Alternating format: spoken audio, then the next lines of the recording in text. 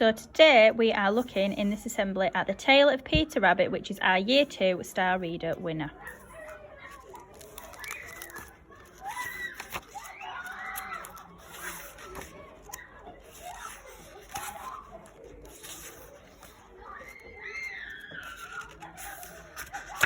Once upon a time there were 4 little bunnies, and their names were Flopsy, Mopsy, Cottontail and Peter.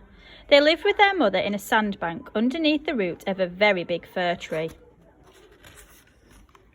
"Now, my dears," said old Mrs. Rabbit one morning, "you may go into the fields or down the lane, but don't go into Mr. McGregor's garden. Your father had an accident there. He was put in a pie by Mrs. McGregor. Now run along and don't get into mischief. I am going out."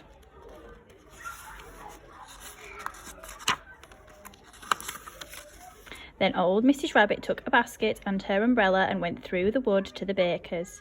She bought a loaf of brown bread and 5 currant buns.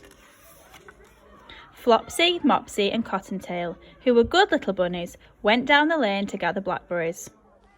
But Peter, who was very naughty, ran straight away to Mr. McGregor's garden and squeezed under the gate. First, he ate some lettuces and some French beans, and then he ate some radishes. And then, feeling rather sick, he went to look for some parsley. But round the end of a cucumber frame, whom should he meet but Mr. McGregor?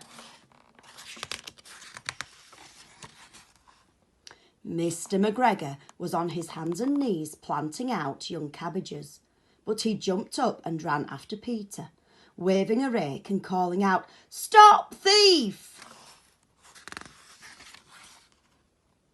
Peter was most dreadfully frightened. He rushed all over the garden, for he had forgotten his way back to the gate. He lost one of his shoes among the cabbages, and the other shoe amongst the potatoes. After losing them, he ran on 4 legs and went faster, so that I think he might have got away altogether if he had not unfortunately run into a gooseberry net and got caught by the large buttons on his jacket. It was a blue jacket with brass buttons, quite new.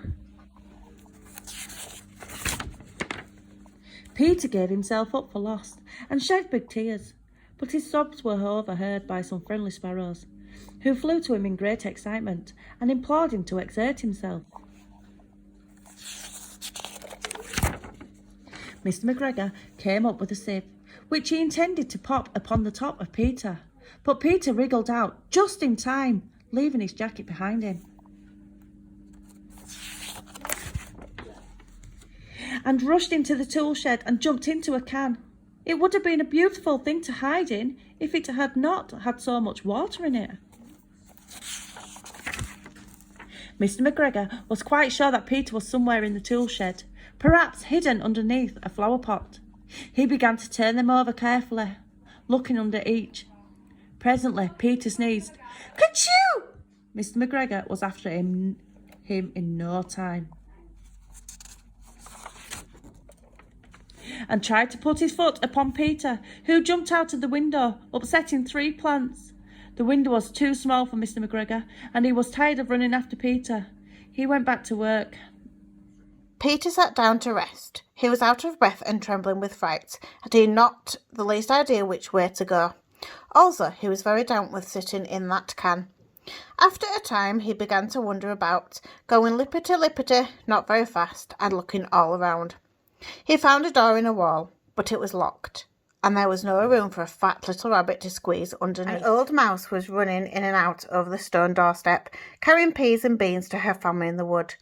Peter asked her the way to the gate, but she had such a large pea in her mouth that she could not answer. She only shook her head at him. Peter began to cry. Then he tried to find his way straight across the garden, but he became more and more puzzled. Presently he came to a pond where Mr. McGregor filled his water cans.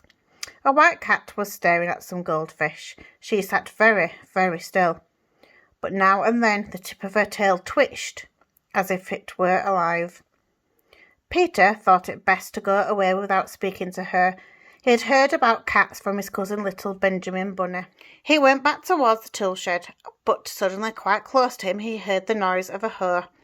Scritch, scratch, scratch, scritch. Peter scuttered underneath the bushes. But presently, as nothing happened, he came out and climbed upon a wheelbarrow and peeped over. The first thing he saw was Mr. McGregor hoeing onions. His back was turned towards Peter, and beyond him was the gate. Peter got down very quietly off the wheelbarrow and started running as fast as he could go along a straight walk behind some blackcurrant bushes. Mr. McGregor caught sight of him at the corner, but Peter didn't care. He slipped underneath the gate and was safe at last in the wood outside the garden. Peter got down very quietly off the wheelbarrow and started running as fast as he could go, along a straight walk behind some blackcurrant bushes. Mr. McGregor caught sight of him at the corner, but Peter did not care. He slipped underneath the gate and was safe at last in the wood outside the garden. Mr. McGregor hung up a little jacket and the shoes for a scarecrow to frighten the blackbirds. Peter never stopped running or looked behind him till he got home to the big fir tree. He was so tired that he flopped down upon the nice soft sand on the floor of the rabbit hole and shut his eyes. His mother was busy cooking. She wondered what he had done with his clothes. It was the second little jacket and pair of shoes that Peter had lost in a fortnight. I am sorry to say that Peter was not very well during the evening. His mother put him to bed and made him some chamomile tea, and she gave a dose of it to Peter. 1 tablespoonful to be taken at bedtime. But Flopsy, Mopsy and Cottontail had bread and milk and blackberries for supper. The end.